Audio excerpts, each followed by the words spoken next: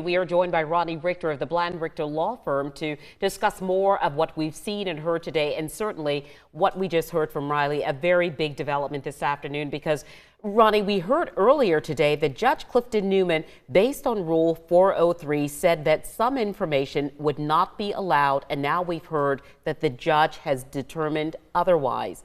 Rule 403 determines what is too prejudicial. Right. So let's start with that, first of all, what that rule means. Yeah, so this is the judge playing the gatekeeper role, right? It's not just that you go to trial and anything that you want to say comes in.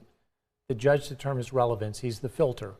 And what Rule 403 says is that if you offer evidence that's relevant, but its relevance is so weak in comparison to its ability to prejudice the parties or to confuse the jury, then I'm going to keep it out. And that's what he said about the roadside shootings. Like, look, maybe it's relevant, but only tangentially so. But when I consider its ability to prejudice the proceedings and confuse the jury, I think that far outweighs its value as evidence. So for that reason, I'm keeping it out. But he did say things can change around here, as you know. Once again, let's explain about that roadside shooting. This is the shooting in which Alec Murdaugh alleged that someone shot him as he was trying to change a tire. This person who ends up being a part of this entire investigation is someone people have come to know as Cousin Eddie. Can you explain more? Yeah, so the roadside shooting is important in the case for this reason. Alex said two inconsistent things about that roadside shooting. Okay, what he tried to advance as what happened was he called 911 and said, someone just tried to kill me. All right, and this is soon after the murders of Paul and Maggie, and obviously he's trying to set up the false narrative that there's still someone trying to kill Murdaughs out there, and now they're trying to kill me. And it's trying to get the hounds off of his trail. So in my view, this is evidence of a cover-up.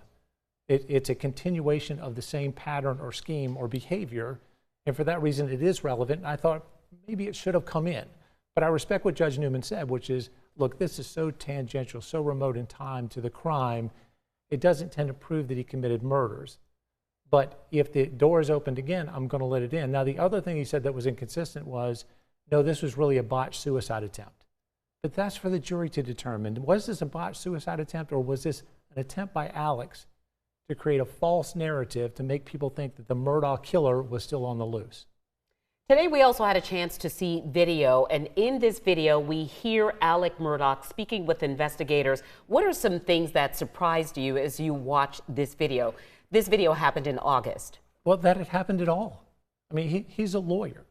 You know, I mean, the first rule is you keep your mouth shut, right? I mean, the thing that gets a fish out of water is it opens its mouth. Mm-hmm. You keep your mouth shut, you keep swimming. The idea, and I don't know if it's hubris, I don't know if this is an aspect of the man where he still believes he's in control, but to go and cooperate in a setting like that only sets himself up for what's happening right now, which is we're spading over his every word looking for inconsistencies, and we're finding some.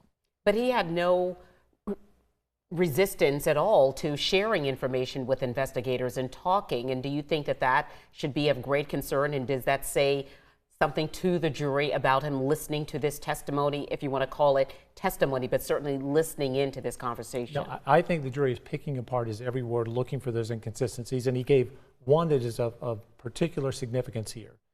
He advanced again that he was not at the kennels. And we know now, if that cell phone information holds true, and that video was in fact timed at about 8:45, not only is he there, but he's there in very close proximity to the time of the murders.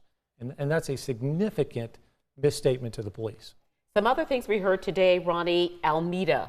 This is the home of Alec Murdaugh's mother, that home was never searched. And also about blood in the Suburban and also gunshot residue. What did we learn about those factors? Well, what we learned most importantly is that you see already the state or the defense, without even calling its team, is starting to pick apart at the state's case. They didn't search Alameda. Mm-hmm. If Alex is a person of interest and we know that he went straight to Alameda, why didn't we go search Alameda for DNA evidence, blood evidence, gunshot residue? It's a problem in the state's case. We learned also that, yes, there was blood in the Suburban, but only on the steering wheel. And it is explainable because Alex did say he took Maggie's pulse, and then at some point he's back in his vehicle. So I think they can explain that part away. But at this point in the proceedings, the state should have a substantial lead.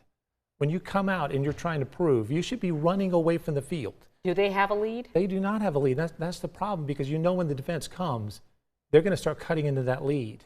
And the state not only not has a lead, but it's really kind of a neck-and-neck race. All right, Ronnie Richter, again, we appreciate your insight and giving us more perspective, some other things to think about and to look at as we continue to watch this trial.